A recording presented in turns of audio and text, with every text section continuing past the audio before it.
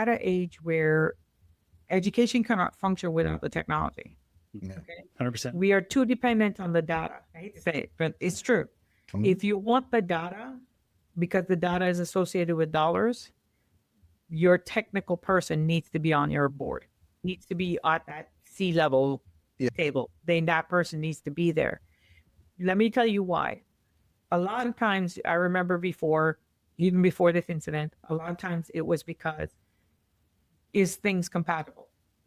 Somebody comes up with this brilliant idea because they went to a conference and, oh, can you put this on our network, or can you work this with, you know, it don't work that way. But with the, and then all of a sudden you're now putting duct tape, Band-Aids, and chewing gum trying to get the thing to work together, because interoperability, it's still an issue no matter where you go.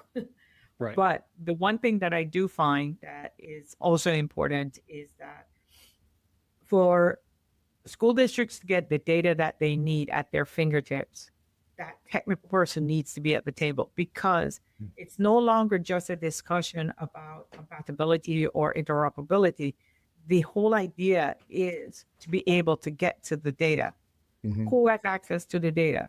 Why do they need access? We're talking about data governance, which is a part of the NIST framework. And I would recommend everybody to look at the NIST framework, or COSN has work, which is associated with this NIST framework. Actually, I remember looking at it, and now it's very much more detailed, because it now includes a lot of cybersecurity stuff in it. And that's one of the things that I would say why it's important to try and be at the table. And I would also recommend, if you are not at that table, okay, reach out to someone that you know that's in the table and invite them to a meeting. Yeah, good point. Yeah. That's So really good. And listen, I'd like you to have a discussion with Phil Hanks in order to discuss basically the importance of the technology person being a part of this decision making, just doing that type of thing.